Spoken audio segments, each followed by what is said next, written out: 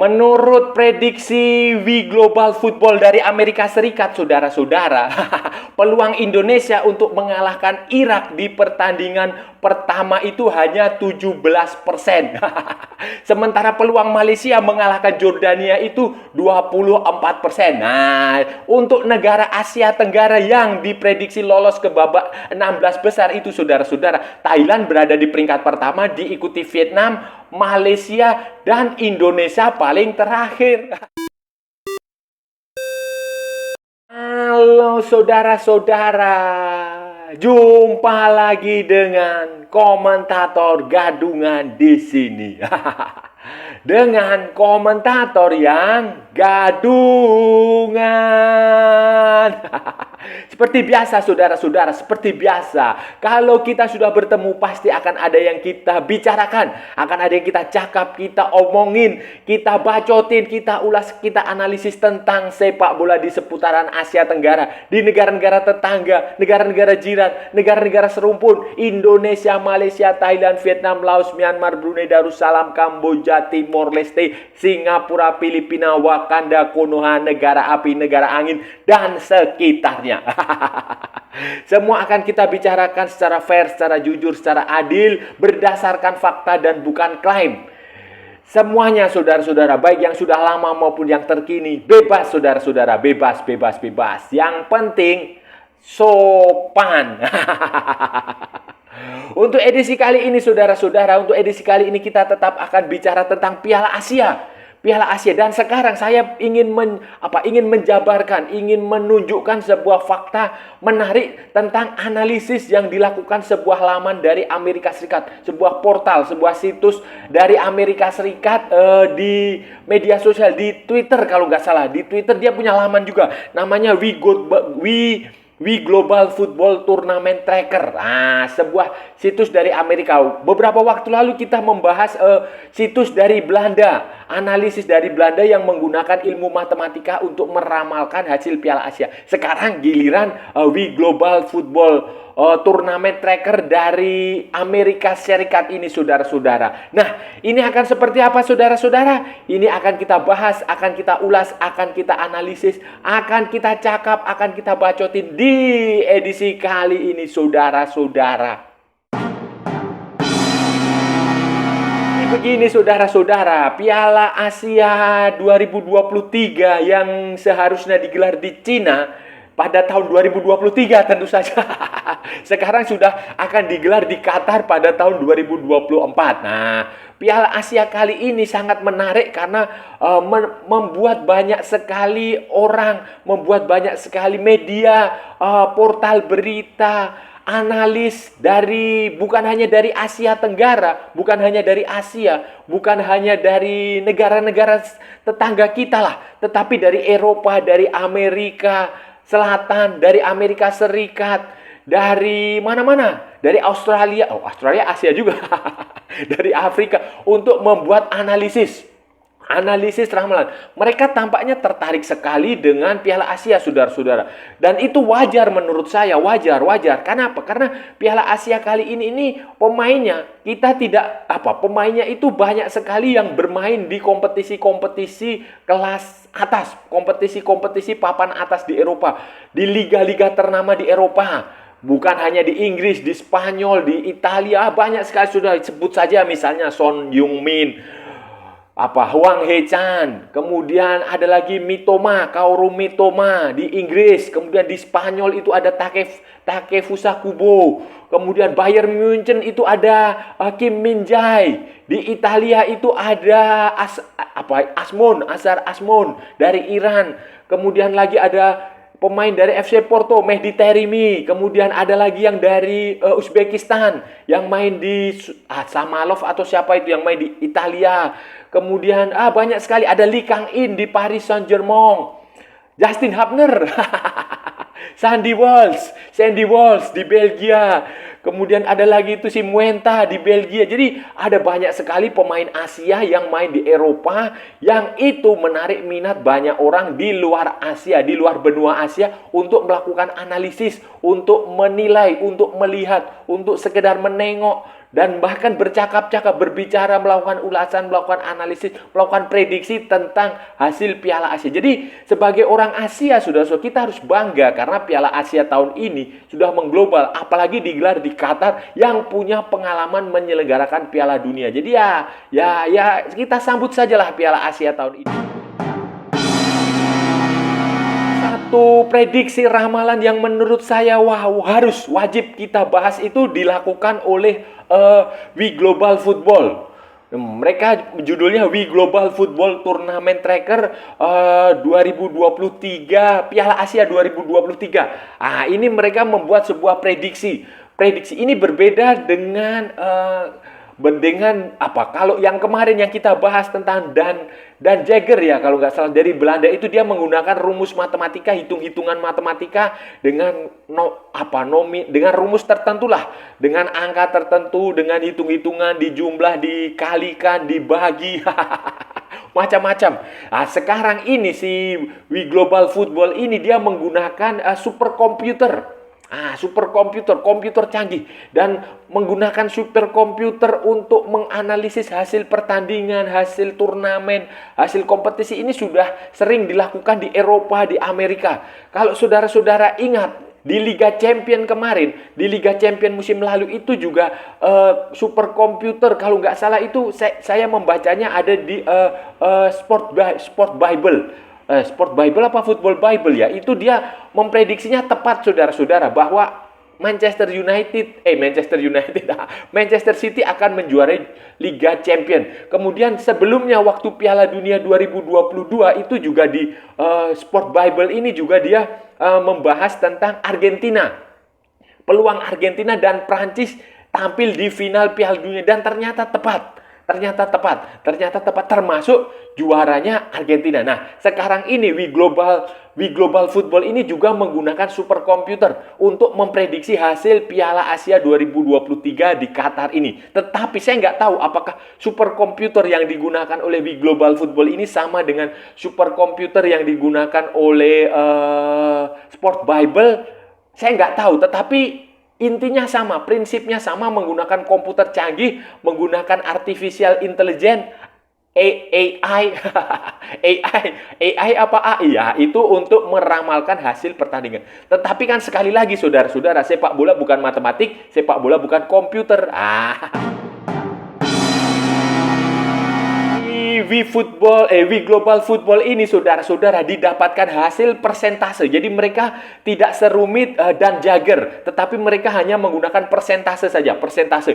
Dari persentase ini didapatkan fakta bahwa Jepang itu punya potensi untuk menjuarai Piala Asia itu 47,20%. Mereka juga menjadi tim yang paling memungkinkan lolos ke babak 16 besar dengan persentasenya mencapai 99,52%.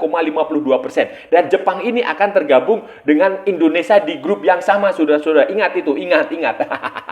Di bawah Jepang itu ada Iran dengan 15,20%. Dengan persentase lolos ke babak 16 besar itu 99,56%.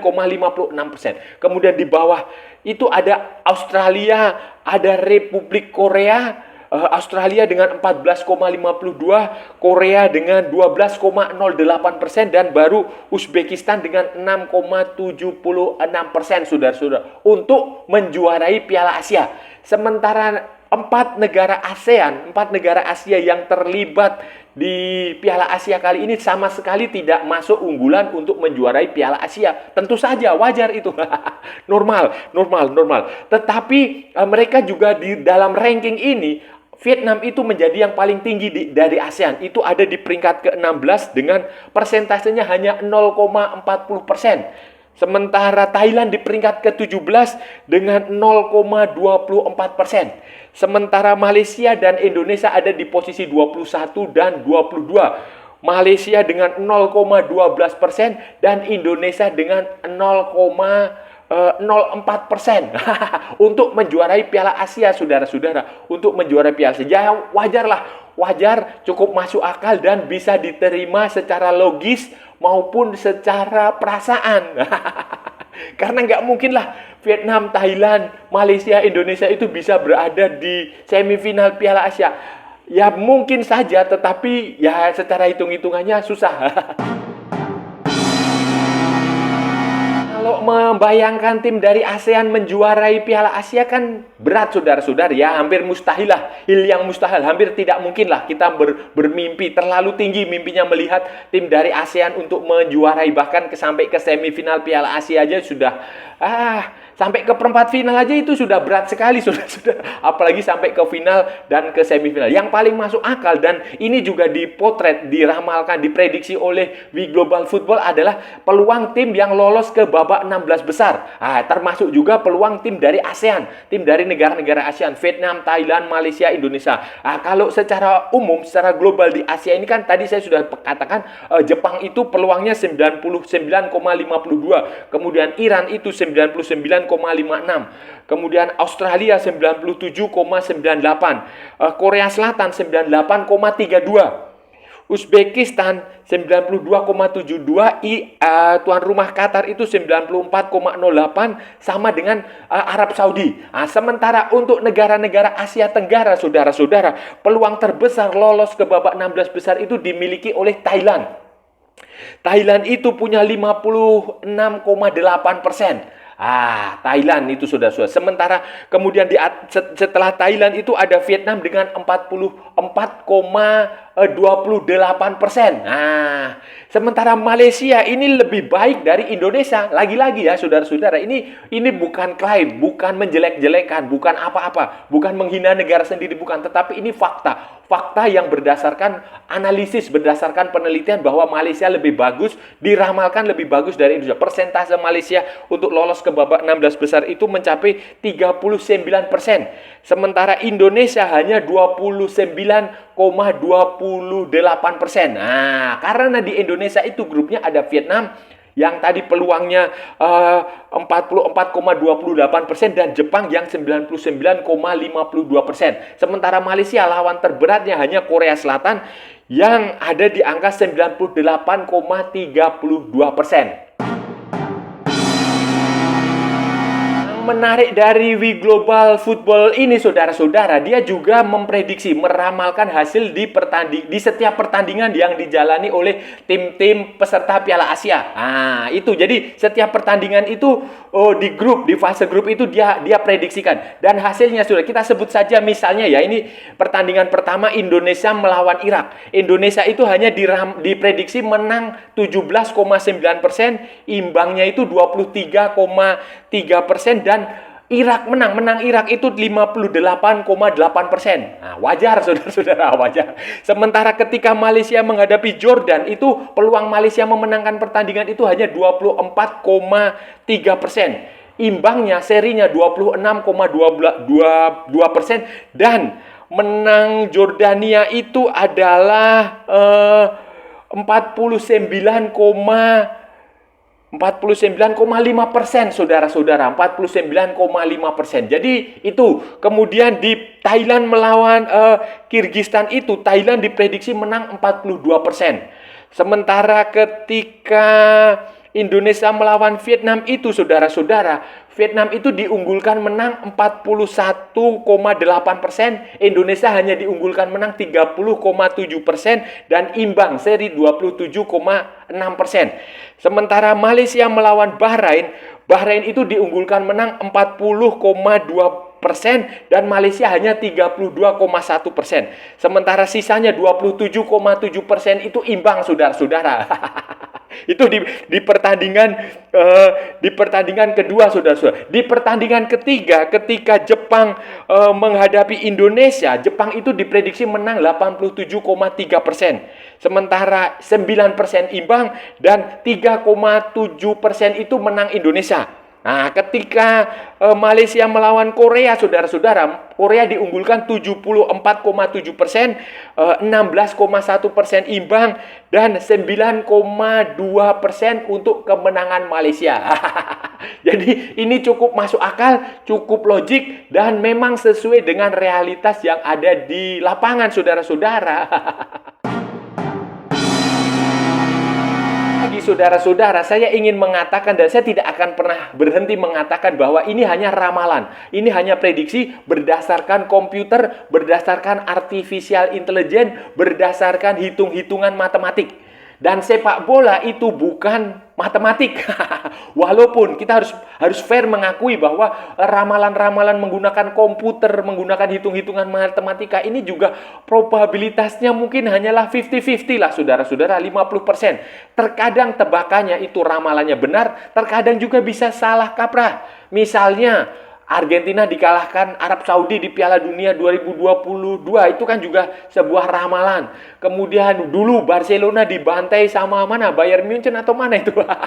Itu kan juga skor telak itu kan tidak diprediksi. Tetapi ada juga yang benar. Misalnya ramalan tentang Manchester City akan menjuarai Piala Liga Champions itu juga sudah pernah diramalkan oleh superkomputer dan benar. Kemenangan Argentina atas Prancis di final Piala Dunia itu juga benar, juga tepat. Itu sekali lagi, ini hanya ilmu pengetahuan dan bisa benar bisa salah. Tetapi kan faktanya adalah sepak bola itu selalu adalah seni kemustahilan. Kalau saya mengatakan seni kemungkinan, segala kemungkinan itu bisa terjadi. Makanya salah satu produk aparel olahraga ternama di dunia kita sebut saja Adidas. Itu kan menggunakan tagline, menggunakan semboyan impossible is nothing. Tidak, artinya kan secara harafiah kita bisa mengatakan tidak ada yang tidak mungkin di sepak bola. Segala kemungkinan bisa terjadi karena bola itu bulat. Bulat atau bundar ya? Itu. Dan permainan selama 90 menit itu tidak hanya ditentukan oleh kualitas teknik di lapangan, tidak, ada banyak faktor seperti faktor keberuntungan, seperti faktor lapangan, faktor penonton, banyak faktor yang memungkinkan segala hitung-hitungan matematika, superkomputer dan lain-lain itu tidak bisa tercipta. Membantah ramalan itu saudara-saudara, untuk membantah ramalan maupun prediksi menggunakan superkomputer maupun matematika yang berdasarkan persentase-persentase itu, apa yang harus dilakukan? Ya persiapan yang serius. Persiapan yang serius selama, ya ini kan masih ada waktu beberapa hari, kurang lebih seminggu lebih sedikit lah, ya, itu harus dimaksimalkan. Kalau saya dengar Malaysia sudah berlatih di Qatar, ya itu baguslah, adaptasi cuaca, kemudian menggelar uji coba melawan Suria. Thailand juga sama, akan dalam waktu dekat ini, mereka setelah dikalahkan Jepang kan mereka kembali ke Thailand, berlatih lagi dan kemungkinan dalam waktu dekat ini akan terbang ke Qatar untuk beradaptasi dan untuk melakukan latihan. Vietnam juga sama, tetapi Vietnam ini masalahnya adalah saudara-saudara, Vietnam ini adalah kemungkinan dia tidak akan bisa menggunakan sekitar 5 atau 6 pemain terbaik dia karena cedera. Nguyen Litin itu cedera, saudara-saudara. Terus ada Ngo Hok, kaptennya itu kaptennya backnya itu siapa? Ku Hok apa siapa? Itu cedera. Kemudian kiper Dan Van Lam itu juga cedera. Bahkan Duan Van Hau, saudara-saudara, Duan Van Hau itu juga cedera.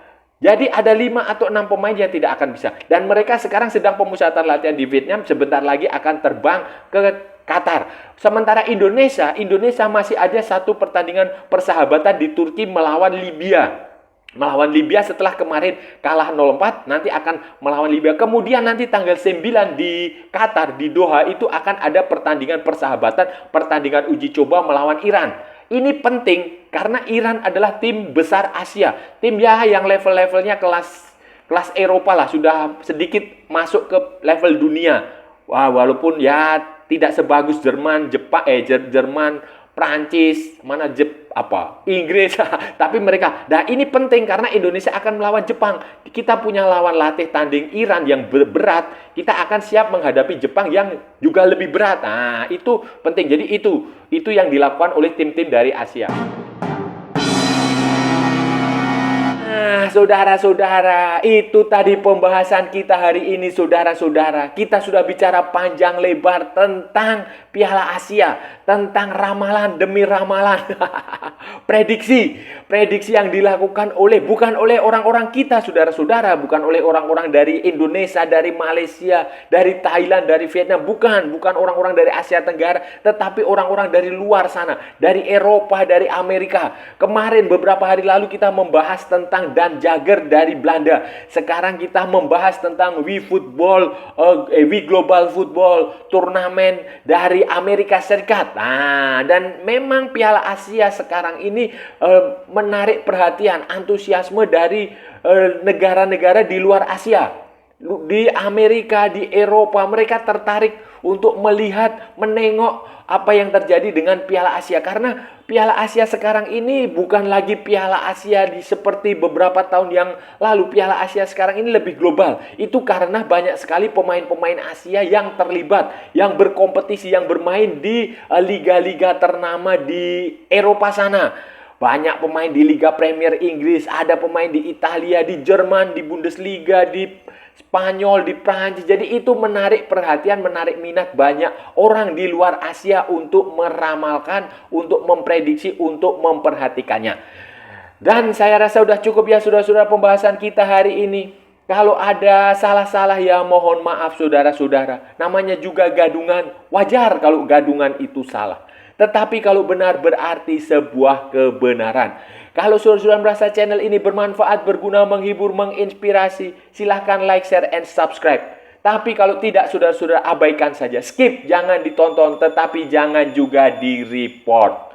Ikuti juga akun media sosial Komentator Gadungan, ada di Instagram, ada di Facebook, dan ada di TikTok yang bukan TikTok Shop. Oke saudara-saudara, sampai bertemu lagi di edisi-edisi berikutnya dengan tema-tema yang jauh lebih konyol, dengan tema-tema yang jauh lebih membagongkan. Salam olahraga dan merdeka!